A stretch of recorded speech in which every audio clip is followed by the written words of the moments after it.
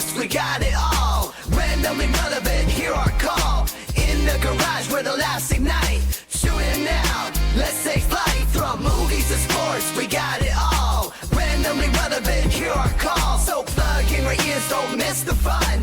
Randomly relevant, together we run. Hello everybody, welcome back to episode 3 of the Randomly Relevant Podcast. I'm your host Matthew, my co-host Angel. Today I wanted to talk about a topic that I'm very, very passionate about, and that's collecting. Now, as you could see. Yeah. Collecting, it doesn't have to just be figures, it could be memorabilia in your aspect. You love memorabilia. Yep. You have avid... This is mine, by the way. I brought it here, but this is mine. This may be your garage, but this is mine. No, yeah. So yeah, I do a lot of collecting in like cards, Pokemon cards, Star Wars figures, Transformers, Spawn figures, Ninja Turtles. I collect a lot. One of the biggest gripes I have with collecting in the collector's market is a scalping problem, which is a huge problem. Okay. Scalping is like someone who's buying something at a price where it's at when it comes out, and then they market like 50 times over. Okay, so they mark up the price. Yeah. So they just, so would you say scalping, like, would you say that you have to be passionate about it, or is it you're not passionate about it, you're just looking to make a profit? Yeah, in my opinion, I think a lot of the scalpers aren't really passionate of the collecting. They're just in it for the money. Okay. The market of it. So, for instance, like I have a lot of my Star Wars figures. I only have one of. Because I just wanted that one. Whereas someone who scalps of popular figures coming out, they'll get like 20 of them, 30 of them. They'll sell them for a markup. So they average from like $25 to $30. They'll sell them for like 50, 60 bucks. Each figure? Each figure. So a $25 figure is now like 50, 60 bucks when you go to buy it online. And you can't find them in the stores because they're sold out. Okay. They're hard to order online.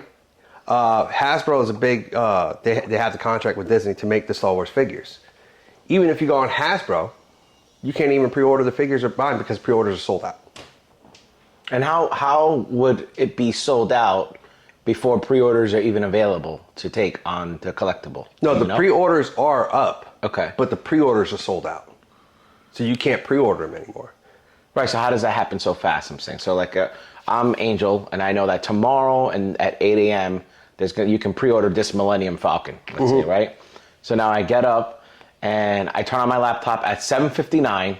Well, the pre-orders are going live. Right, and 8 a.m. it goes up, and so you're saying it's sold out already. It's gone already. It's yeah. Effectively gone. And you're saying that that's what scalpers are doing. Yeah. You're saying, and do you know how they're doing this? Well, a lot of scalpers have programs and bots, AI. Okay. So what they'll do is they'll put in, so a lot of websites, what they started doing was you're only limited to buy like 2 or 3 items per card. Okay. So they'll have multiple prepaid cards, install it into their program, and the bot will buy and buy and buy and buy and buy automatically while they're even sleeping. You don't have to do anything. Yeah. You know, so, and also when that happens is when you go to pre-order something or when you go to buy something online, you have to put in your information, you know, your address, phone numbers, name, everything. The bots place that automatically, pacing. So they're a lot quicker than you. So you could be, the pre-orders could be up and you could be like, oh man, I'm going to get one. You go, you start typing in your information, you go to pre-order it, and then when you go to click to check out, it goes pre-order sold out. Wow.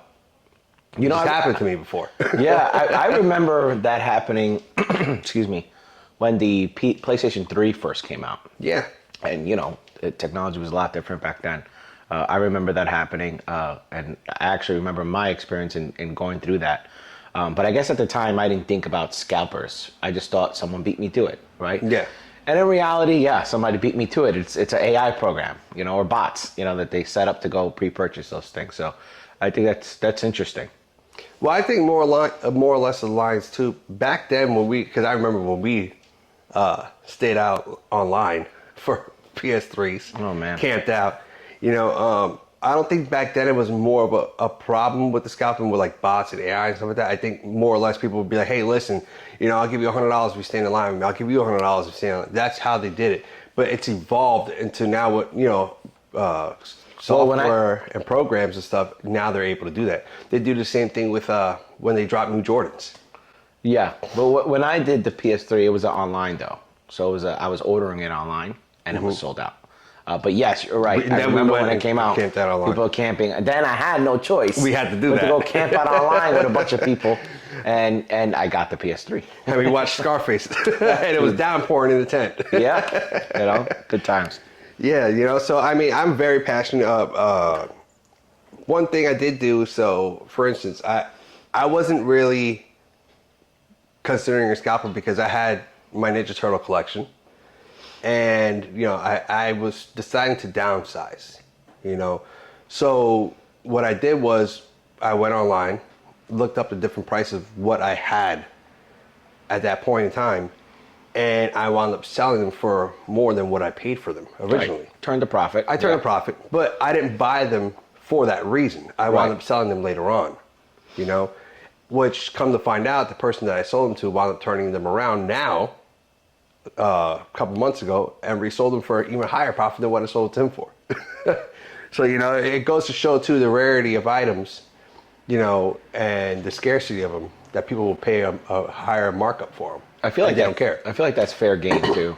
Right? Yeah, that's fair. It's fair game if, okay, so you have, again, we keep referencing the Millennium Falcon, and you have it here, and if you want it to, you have it on display, right, and you've had it for a year. And you say, hey, you know what? I think I want to switch it out and get something else. So now you either trade up or you sell this, ideally for a profit, but you were passionate about it. You didn't buy it specifically to turn into a profit. Exactly. So so now I'm kind of understanding a little bit more. Exactly. I think to me, in a way, the toy market has changed. My kids now, my kids are anywhere between 2 and 17 years old. Like my 17-year-old, I don't really expect him to play with toys. He does collect though. He collects figures and stuff like that, like I do. My 11-year-old, he collects stuff, but he doesn't play with toys. Okay. And then my 6-year-old, he doesn't really play with toys at all, except for Legos, because he built stuff. Other than that, I mean, he doesn't play with action figures, he doesn't play with anything else, So I think the toy market has changed and become more of an adult passion, because that's what we grew up on. Playing with figures, playing with stuff, compared to what kids are now, which is more into technology and different video games. Okay, now that's changing into another topic in that segment, which is like the toy market of the past versus today. Yeah. Right? Yeah. Let's talk about that a little bit, because that's really interesting, right? So would you say then, like, all the toys that are being created and that are made, right, are being made to gear more towards collectibles, right? Because someone who's from our generation today is not going to sit there and actually play with them. No. Right? So they're being designed and they're being created with us in mind rather than children. They're not being marketed towards children today. They're being really marketed, especially with the Star Warses, and a lot of these other brands that we grew up with. Yeah. Right? I think more or less along the lines, like you don't see commercials for the Star Wars 6-inch line with kids playing with them. Right. I mean, you don't see adults playing with them either, commercials with adults collecting them. But That'd be a little awkward. It's like a non-spoken language, Mm-hmm. You don't have commercials for it, but yet they're out there. And they're geared more towards adults. The detail on the face. When you were a child, you didn't care how detailed the figures were. No. We just wanted to play with them. Whereas now it's like you have adults commenting if the face printing on a figure isn't too good, they'll harp on it and gripe about it. It's geared more towards adults, in my opinion. I'd have to agree because, I mean, to a certain point, I think when we were kids, right, we went to KB Toys, for example, which no longer exists, right? I think there is actually one in Canada. That's interesting. I think there's a KB Toys in Canada. KB Toys, and we would pick out our figurines. We did want them to be authentic Star Wars figurines, right? Let's just say, for example. Did want them to be authentic. Or whether they were Marvel, right? You didn't want Spider-Man to not look like Spider-Man. No, of course. Right? So I do remember, like, if we'll grab a Spider-Man figure and he looks really good, solid colors, everything, and then let's say our mom will say, hey, no, we'll take this one. and you know it's like some Chinese replica, Yeah. you know, a Canal Street special, right? Yeah. It's a Canal Street from New York. You know, Canal Street special, and you're looking at it and you're like, no, I want this one, right? The more expensive one. And I think that's how we looked at it in detail, the big picture detail. But I think now what you're saying is they're looking at the details of the small details of that costume and what it looks like, how good the paint job is. How right? good the paint job Right. is, the articulation. Okay. You know, before, when the Star Wars figures first came out when we were kids, it was really just arm swivels, leg swivels, head turn, that's it. Yeah. Now, some of these figures have like 30 points of articulation. Wow. Like fingers and everything? Some of them have trigger fingers. Some of them you can move an elbow, hand, joints, you know, feet. More pieces to break. Yeah, more pieces to break, you know. And yeah, I mean, it's gotten tough trying to get figures that I want. Whereas I have to go and sit there and wait to find out the day they're dropping. Try to at least get one, because I mean, some people do it and some people enjoy it. They call it finding something in the wild. Okay. Where they go driving around to store to store to store, looking for that particular figure. It reminds me of like Pokemon, like when you're Yes. out in the wild looking for something and you're like, you know, Pikachu popped up. Yeah, Pokemon is the same way. So there is a new set of Pokemon cards coming out. I was able to acquire at least one. You know, but then again, I bought it for a markup. Right. It was $50 on Pokemon Center. It was sold out. Couldn't pre-order, couldn't do nothing. I wound up buying it for $95. Okay. So, I mean, it was still a markup, but I mean, it's better because now a lot of the sets, once they're go past that markup point of $95, there are some sets now that are selling for $150, $180, $200. There's that one box that you bought me when you saw it. You were like, hey, do you want this? I was like, yes, grab it. You know, you bought it for $75 from me, right? It's like a Target, something like that, yeah. Yeah, it was a Target. It was like $75. That box now goes for $250. Yeah, that's not a bad way to turn a profit. No, but I don't sell them. I collect them. Right. Well, I guess is there a timeline of when it changes from scalping to collecting, right? So is it that I buy it and then overnight I sell it, so now I'm a scalper? Or is it that I keep it for a little bit and then so that makes me a collector, right? What's the sweet spot? 1 day, 2 days, a week, a month? If you want to collect, if you want to buy something, knowing that it's going to be profitable later on, Right. buy like one or two. I don't really see that as scalping. You turn around and sell it later on. Whereas you're someone who sits there and buys 20 pairs of Jordans to sell them for double the price. Okay. That's a scalper. So if you're buying multiple or buying in bulk of the same item that you know is going to turn a profit, you would be considered a scalper. Yeah. Got it. Yeah. Got it. You know, they also have, with Star Wars, or I've noticed with NECA, Ninja Turtle figures now, they have a lot of them coming out. Oh, it's a really, really hot thing that a lot of people are going after. NECA did have a contract with, I forgot which store it was, but now they're in Target. And yeah, I go there and the shelves are like empty. Empty. You know, and then I'll ask in the play, hey, when does the vendor come in for NECA? And they're like, oh, he comes in once a week.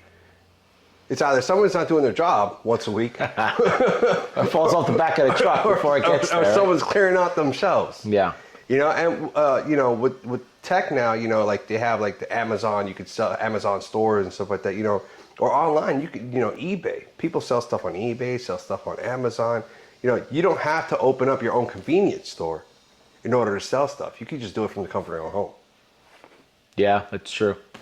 And I think that's with everything nowadays with technology and online marketplaces like eBay and, you know, even Facebook Marketplace. Yeah, now Facebook too. Marketplace. A lot of scams out there, but Facebook Marketplace is, you know, I think a good place because at least from my perspective, I've used Marketplace and they didn't charge a fee where eBay does. Yeah.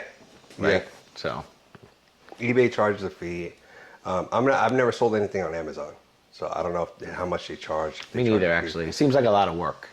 I've come to the realization that I've sold stuff on eBay. It's easy peasy, lemon squeezy. Yeah, You know, yeah. but when it comes to Amazon, like I even I go shopping on there, yes, but Oh yeah, I sell, shop there all I'm the like, time. I don't know about To this. sell, you got to be a merchant. That you need to do this and that and that. I'll Yeah. just put it on Facebook Marketplace. It's just easier. It's Yeah. just so much easier. Just post a picture, description, send it out. Wait for somebody to bite.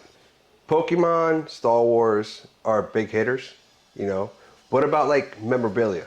Like I know that there is some stuff for like A-listers or celebrities, you Yeah. say, or like athletes that don't like giving autographs because they know people are not really getting an autograph to cherish it for themselves, and they're not really a fan. They just want an autograph to turn a profit and sell it. Yeah, Is that I a mean, big thing in the memorabilia community as well? 100%. I will say that when I got a lot of this signed memorabilia, even this football, right? I would go to the Timex Center at MetLife Stadium and watch the New York Giants practice. And during their practice, as they were coming off, they would sign autographs to people as they're leaving, and I would have the football and have them sign it, right? But the one thing I noticed is that if a player intentionally asks you for your name and goes to sign something for you, the respectful thing to do is to give him your name, because they want to believe that you're there because you want an autograph for yourself and you're not trying to turn it to make a profit. And you're a fan of theirs. You're a fan of theirs, right? And so what I saw sometimes is they would say, "Hey kid, what's your name?" And he would go to write it, and they purposely would say, "No, don't put my name." So now you get a look from like, Eli Manning, like, really? Like, you don't, okay, fine. And he'll just like scribble it, right? And then give him back the paper. Now, is that an authentic signature? I guess, because he still took the Sharpie and he still signed it, but it wasn't like a real passionate signature, right? They do events where they purposefully will, you go see them and it'll be a signing and they will sign it, and they don't have to put your name.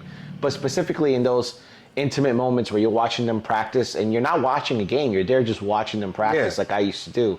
They really do appreciate that personalization, right?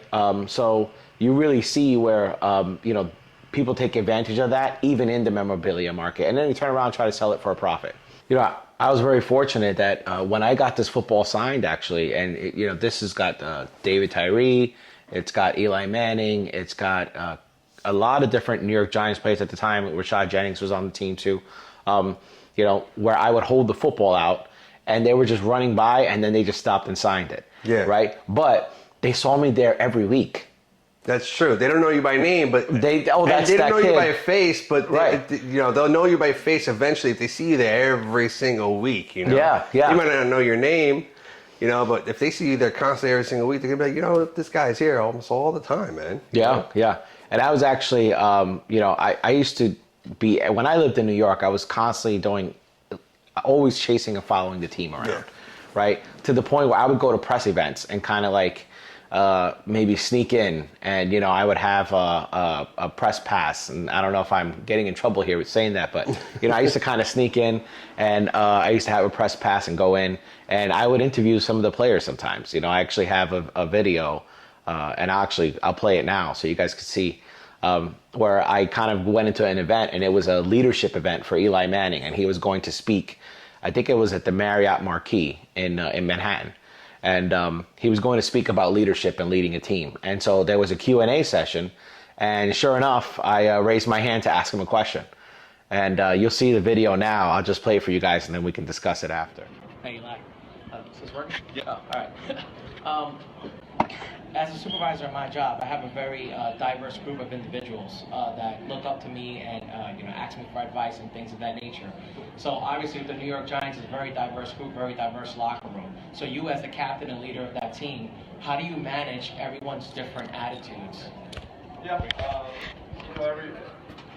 you learn that quickly. Everybody's different. Everybody handles success, handles disappointment differently. I think you have to learn their personality a little bit. Some guys, for example, in a game, they drop a pass early on. Some guys you got to go up and encourage. You say, hey, we'll get them next time. Hey, you're gonna make that catch next time, and that you got to help their confidence. Some guys are the opposite. You got to get on them. You got to challenge them. kind of get them fired up a little bit, and that's what gets them going. So it's a little trial by error.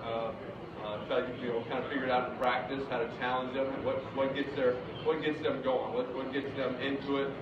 If they're just struggling at first, and so I think you try to just communicate with everybody, try to make sure that I'm kind of there for them for help, whether they have any questions. I'm always say, young guys, we got a lot of rookies in right now, and been here. They're in their second week. They've been, we've had 5 practices together. The first thing I thought, I said, y'all come in every day.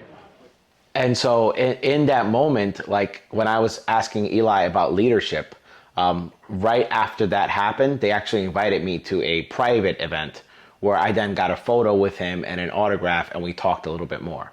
But like you said, when you're buying these things, it's because you're passionate about it, right? And it's the same thing for me when it came to the memorabilia for the New York Giants, right? Because you're an avid fan. I'm an avid fan. Yeah, I'm a big fan. And by the way, I said last week's podcast that the Giants signed Jameis Winston, and I was very happy about that, and he was going to be our QB1. And then I think right after the podcast, Russell Wilson ended up signing with the Giants for a 1-year deal. So just real quick, timeout. Shout out to Russell Wilson. Welcome to the New York Giants. Looking forward to having you this year. I think that's going to be pretty awesome.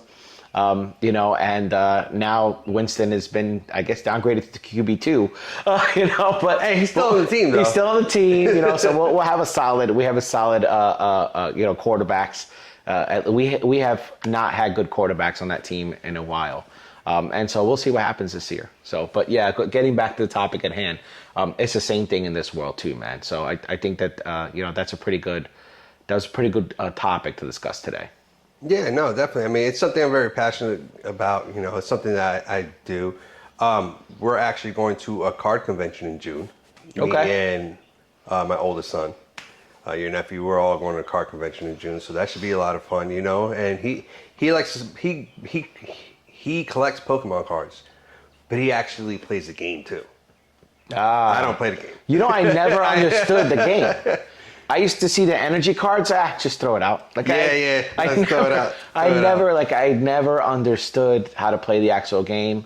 But that's really cool that he does. Yeah, he plays the game now. So so he said he wants to teach me and stuff like that. So we'll see. Let me ask a question. You've met a lot of Giants players. Yeah. Along the way, right? How many times have you ran into Eli Manning? I ran into Eli Manning, I would say probably a good 8 to 9 times. Oh, so would you think that he knows your face if he was to see it in the crowd? I'd like to think so, but no. That guy has seen millions of people. I did see Brandon Jacobs one time. It was for my bachelor party. I was in Atlantic City, New Jersey, and Brandon Jacobs was there just hanging out. And I said, this breaks my heart because I was a big fan of Brandon Jacobs, still am, by the way.